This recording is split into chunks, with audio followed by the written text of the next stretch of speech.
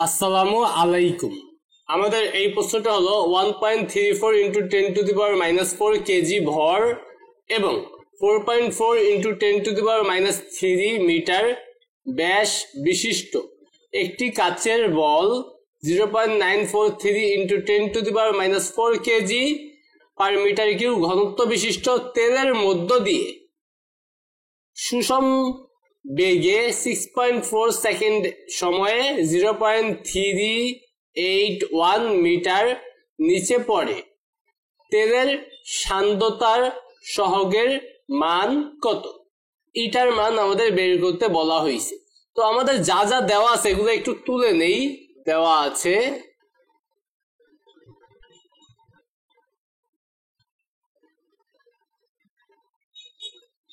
আমাদের যে কাচের বল তার ভর দিয়ে দিছে। কাচের বলের ভর যেটাকে আমরা এম দিয়ে প্রকাশ করতে পারি 1.34 ইন্টু 10⁻⁻4 কেজি। তারপর ব্যাস দিয়ে দিছে কাচের বলের ব্যাসকে সাধারণত আমরা 2r দিয়ে প্রকাশ করি বা ডি দিয়ে প্রকাশ করি। আমরা ডি লিখি তাহলে আমাদের জন্য ভালো হবে। ডি দিয়ে প্রকাশ করলাম যে সেটা হলো 4.4 ইন্টু 10⁻⁻3 মিটার। তারপর এত ঘনত্ব বিশিষ্ট তেলের ঘনত্ব দিয়ে দিছে। তেলের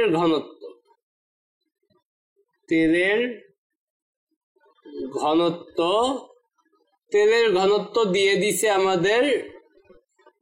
এটাকে আমরা কি দিয়ে প্রকাশ করব? রো এফ দিয়ে প্রকাশ করি 0.943 into 10⁻⁻4 kg per metre cube. তারপরে তেলটা কত সময় কতটুকু দূরত্ব যায় সেটা আমাদের বলে দিছে। সময়ে লিখা দিলাম তেলের মধ্য দিয়ে মানে বস্তু, এটা হলো এত বেগে এত নিচে পড়ে। এই তেলের মধ্য দিয়া বেগটা আর কি বের করতে পারবো। আমরা একদম সময় লিখে দিই। সময় যেটা টি ইকুয়াল টু 6.4 সেকেন্ড আর দূরত্ব অতিক্রান্ত করে কাচের বলটা, ঠিক আছে, এই তেলের মধ্য দিয়া এত সময় এত মিটার নিচে পড়ে। তাহলে কতটুকু দূরত্ব নিচে পড়ে সেটাও আমরা লিখে দিই মিটার। এখন তেলের ঘনত্ব দিয়া দিছে। আমাদের দরকার হলো কাচের বলের ঘনত্ব। তো কাচের বলের যদি ঘনত্ব বের করি, ঘনত্ব বের করার সূত্র আমরা জানি rho equal to M divided by V. M দিয়ে দিছে, ভি বের করতে হবে। এই যে ব্যাস, এই ব্যাস থেকে ব্যাসার্ধ বের করব। সেই ব্যাসার্ধটাও আমাদের লাগবে। সেই ব্যাসার্ধ দিয়ে আমরা আয়তন বের করব। তারপর আয়তন আর ভর দিয়ে ঘনত্ব বের করব। এগুলো আগে বের করে দিই। আগে ব্যাসার্ধ লিখবে এখানে কাচের বলের ব্যাসার্ধ। কাচের বলের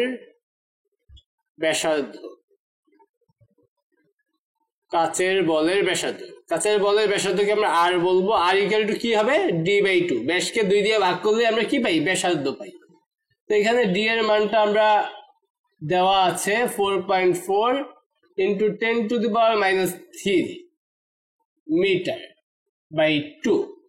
তাহলে 2 দিয়ে যদি ভাগ করি এটা হবে 2.2 ইন্টু 10⁻³ মিটার। তো কাচের বলের ব্যাসার্ধ পাওয়া গেলাম। এবার কাচের বলের আয়তন বের করব। কাচের বলের আয়তনটা বের করতেছি, আমাদের ঘনত্ব বের করা লাগবে। তাই আয়তনকে আমরা ভি দিয়ে প্রকাশ করি। সূত্র হলো 4/3 পাই আর কিউব। তাহলে এখানে হবে 4/3, পায়ের মান হলো 3.14 আর এর মান হলো 2.2 ইন্টু 10⁻³ তো এটাকে কিউব দিয়ে দেই আর আয়তনের একক হয় মিটার কিউব তো এইটা আমরা ক্যালকুলেটরে বসাই তো প্রথমে 4/3 ইন্টু 3.14 ইন্টু ব্র্যাকেট দেই 2.2 ইন্টু 10⁻³ তারপর ব্র্যাকেট দিয়ে পাওয়ার কিউব ইকুয়াল দেই এমন একটা মান পাইছি সাইন্টিফিক মোডে নিয়ে নেই এটাকে শিফট চাপ দিয়ে মোডে গিয়ে সাইন্টিফিক মোড আছে 7 এ তারপর আমরা এখানে কয় সংখ্যা রাখতে চাই দশমিকের পরে যদি 2 সংখ্যা রাখি তাহলে এখানে 3 দেব কারণ দশমিকের আগে এক সংখ্যা থাকে তাহলে আমরা 3 দিই তাহলে 4.46 ইন্টু 10⁻⁸ 4.46 ইন্টু 10⁻⁸ মিটার কিউব তো আমরা কাচের বলের আয়তন পেয়ে গেছি এবার কাচের বলের ঘনত্ব বের করে ফেলব কাচের বলের ঘনত্ব এটাকে আমরা রো এস বলতে পারি rho S equal to m/v তো এখানে m এর মানটা আমাদের লাগবে m 1.34 ইন্টু 10⁻⁴ 1.34 ইন্টু 10⁻⁴ অবশ্যই কেজি আর এইটা হলো 4 পয়েন্ট ভি এর মান 10⁻⁸ মিটার কিউব তো আমরা এই দুইটা ভাগ করি এটা তো তুলাই আছে আমরা 1.34 ইন্টু 10⁻⁴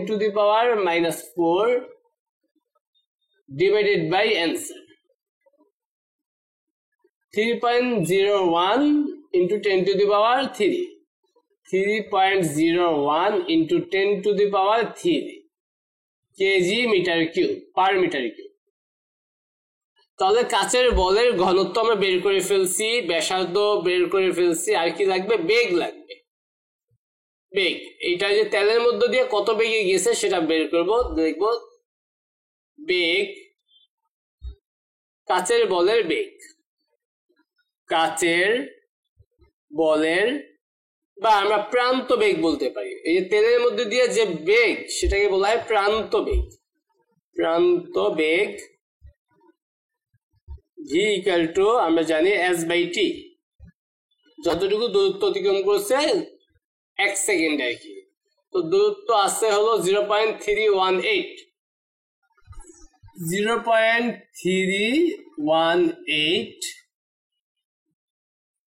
381 6.4 সময় হলো 641 আচ্ছা 6.41 6.4 তো এখানে 81 হবে এটা 18 না এটা 81 বেগের একক ms ইনভার্স 1 এটা আমরা ক্যালকুলেটর দিয়ে ভাগ করে নেই 0.381 ডিভাইডেড বাই 6.4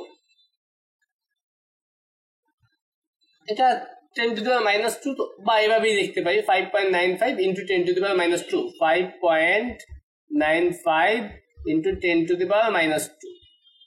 ms ইনভার্স 1। তো আমার যা যা লাগবে আমি সব বের করে নিলাম। আমাদের চাইছে কি সান্দ্রতার, তেলের সান্দ্রতার সহগের মান। দেখবো তেলের সান্দ্রতা সহগ, তেলের সান্দ্রতার সহগ এটা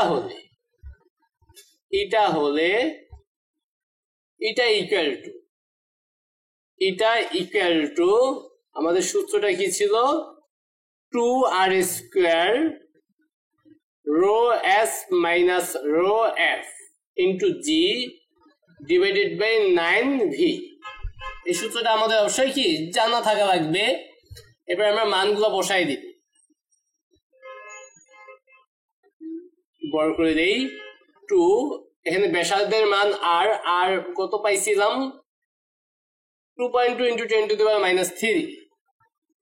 2.2 into 10⁻³ আর স্কোয়ার, তাহলে স্কোয়ার দিয়ে দিলাম। তারপর ব্র্যাকেট দিয়া রো এস আমরা পাইছি এইটা 3.01 into 10 to the power cube, 3.01 into 10 to the power cube. তারপর মাইনাস রো এফ মানে তেলের ঘনত্ব আমাদের 0.943 into 10 to the power minus 4,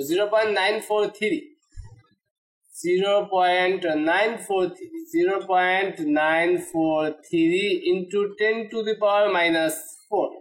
এটা আমরা চাইলে বাদ দিয়ে দিতে পারতাম, কারণ তেলের ঘনত্ব অনেক কম, অনেক ক্ষুদ্র, আর অনেক ক্ষুদ্র হইলে সেটাকে আমরা উপেক্ষা করতে পারি। চাইলে আমরা উপেক্ষা না করলেও কিছুই না, এটা থেকে বিয়োগ করলে এইটাই হবে, এমন আর কি। বেগের মান আমরা পাইলাম 5.95 into 10 to the power minus 2, 5.95 into 10 to the power minus 2। তো সম্পূর্ণ মানগুলো বসাইছি আমরা, এবার এটাকে ক্যালকুলেটরের সাহায্য নিয়ে বসাই ফেলব।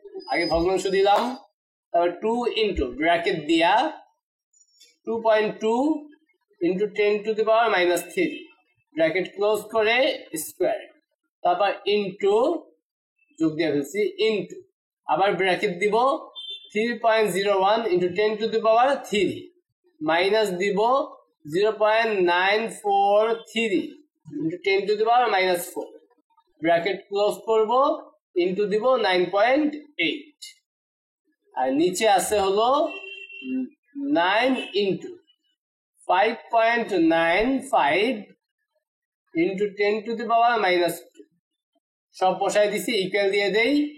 তো 5.33 into 10 to the power minus 1, 5.33 into 10 to the power minus 1। তো এটা এককটা কি জানিস ছিল, অ্যান্সার দেখে দিব, আগে দেখে নেই, এটা ঠিক আছে। 5.33 কেজি। আচ্ছা, আমরা যে বের করছিলাম যে আগের অঙ্কে, সেইটা দিয়ে দিছি। আরেকটা দেখা যায় তো যে নিউটন দিয়ে কি জানি একটা, তো আমরা এই এককটা লিখে দিতে পারি kg metre inverse 1 second inverse 1। তো এটা আমাদের নর্মাল মোডে দিছে, আমরা একটু নর্মাল মোডে লিখে দেই, তাহলে আমাদের অ্যান্সার একদম ঠিকঠাক হয়ে যায়। তো নর্মাল মোডে নিয়ে নেই, এটাকে শিফট চাপ দিয়ে মোডে যাব, মোডে গিয়ে এই যে 8 নাম্বার হলো NRM। তো এখানে আমরা 1 2 যেটাই দিই, 2 দিয়ে দিলাম, 0.533 ওদের হয়েছে 2, সমস্যা নেই। Kg M inverse 1 S inverse 1, kg M inverse 1 S inverse 1 একক, এটা লেখাটাই ভালো হবে। এটা আমরা আগের প্রশ্নে কিন্তু বের করেছিলাম সূত্র দিয়া।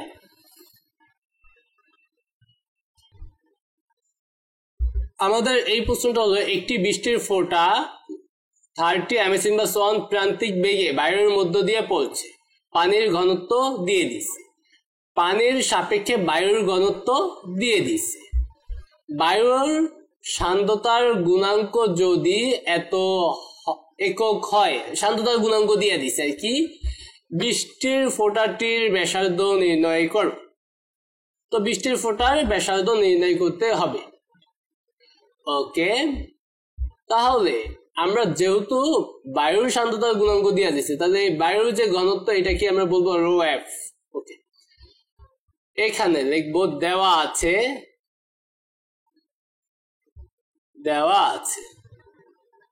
পানির ফোঁটার প্রান্তিক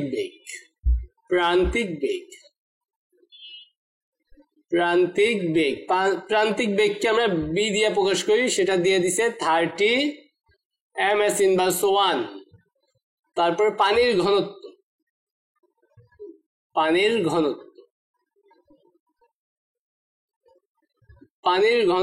যেটাকে আমরা বলবো রো এস 10 কিউব। তারপর দিয়ে দিছে বায়ুর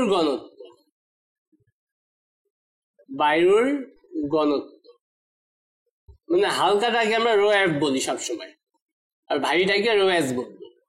তো এখানে হইল 1.3 into 10 to the power minus 3। এটা চাইলে কি উপেক্ষা করা যায়, অনেক ছোট মান। তারপরে বায়ুর সান্দ্রতার গুণাঙ্ক, বায়ুর সান্দ্রতার গুণাঙ্ক, যেটাকে আমরা প্রকাশ করবো ইটা দিয়া। Eta equal to 1.8 into 10 to the power -5। SI এককটা হলো এই যে K G, S inverse 1, M inverse 1। M inverse 1 আগে দেখতে পারতাম। ওকে, তো বৃষ্টির ফোঁটাটির ব্যাসার্ধ দেখবো। বৃষ্টির ফোঁটাটির ব্যাসার্ধ, ফোঁটার ব্যাসার্ধ দেখো তো, ফোঁটার ব্যাসার্ধ আর হলে আমাদের সূত্রটা কি ছিল? Eta equal to 2r square rho S minus rho F G divided by 9v। তো এই 9v পাশে পাঠাই দিই, তাহলে 9 eta V equal to 2r square rho S minus rho F into G. আর স্কোয়ার বাদ দিয়ে বা আর স্কোয়ারের সাথে যা আছে সব এই পাশে পাঠাই দিই, তাহলে সেটা হবে 9 ইটা ভি, একটু বড় করে দিই, তাহলে 2 rho S minus rho F into G equal to R square. মানে আর স্কোয়ারের সাথে যা ছিল সেটা ওই পাশে পাঠাই দিছি, গুণাকারে ছিল ওই পাশে গিয়ে ভাগ হয়েছে। তো আমরা এখানে আর স্কোয়ার লিখলাম, এইখানে আমরা 9 eta V 2 rho S minus rho F into G. আমরা আর স্কোয়ারের মানটা বের করি, তারপরে আমরা রুট দিব, তাহলে আমাদের জন্য সহজ হবে বা ক্যালকুলেশনটা একটু জটিল মনে হবে না। তো আমরা চাইলে কিন্তু এই রো এফটাকে কি করতে পারতাম, উপেক্ষা করতে পারতাম, কারণ এটা অনেক ছোট মান। তো 9 ইন্টু ইটার মানগুলো বসাবো 1.8 into 10 to the power 5, 1.8 into 10 to the power -5 into V. বেগের মান, বেগ 30 ছিল, 30 আমি চিন্তা করলাম, হ্যাঁ 30, চমৎকার মান। 2 তারপর ব্র্যাকেট দিয়ে রো এস এর মান 10 টু দি পাওয়ার কিউ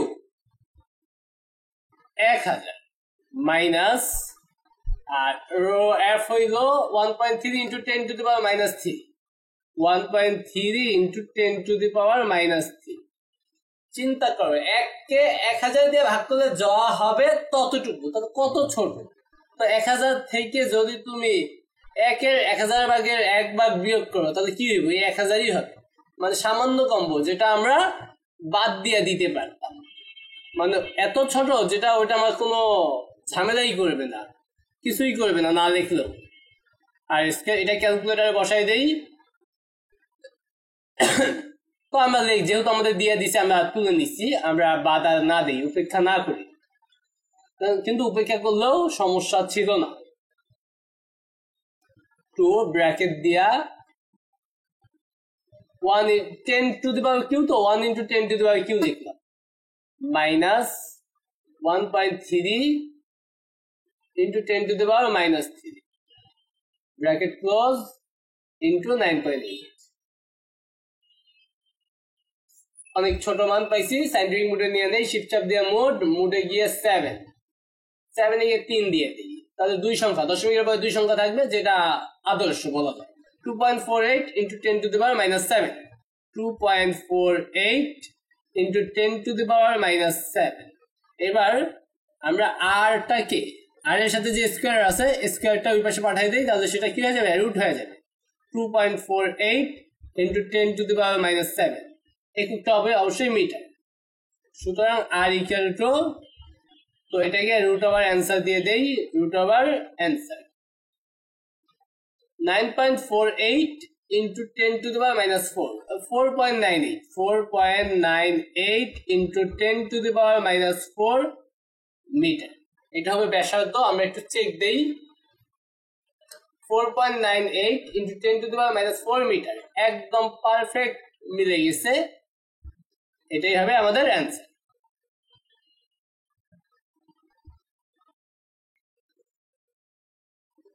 এই প্রশ্নটা হলো 4 into 10 to the power -4 metre ব্যাসার্ধের একটি সীসা গোলক গ্লিসারিনের ভিতর দিয়ে এত প্রান্তিক বেগ নিয়ে পড়ছে, সীসার ও গ্লিসারিনের ঘনত্ব দিয়ে দিছে, হলে গ্লিসারিনের সান্দ্রতাঙ্ক নির্ণয় করো। তো যা যা দেওয়া আছে আমরা একটু লিখে নেই, সবই মোটামুটি দেওয়া আছে, সূত্র অ্যাপ্লাই করবো, অ্যান্সার মিলে যাবে। দেওয়া আছে ব্যাসার্ধ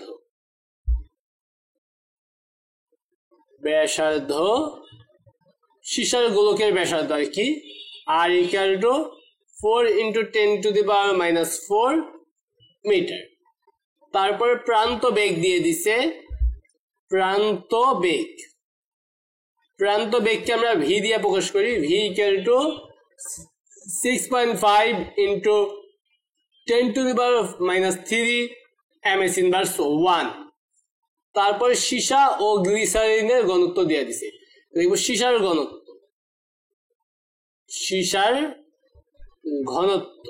তো সীসার ঘনত্বকে আমরা রো এস বলবো। রো এস হলো 11.37 × 10⁻³ kg/m³। তারপর দিয়ে দিছে গ্লিসারিনের ঘনত্ব, সেটাকে আমরা বলবো রো এফ, 1.26 × 10⁻³ kg/m³। এত ডিফারেন্স না, কিন্তু এটাকে কিন্তু আর উপেক্ষা করা যাবে না। গ্লিসারিনের সান্দ্রতাঙ্ক দেখবো, গ্লিসারিনের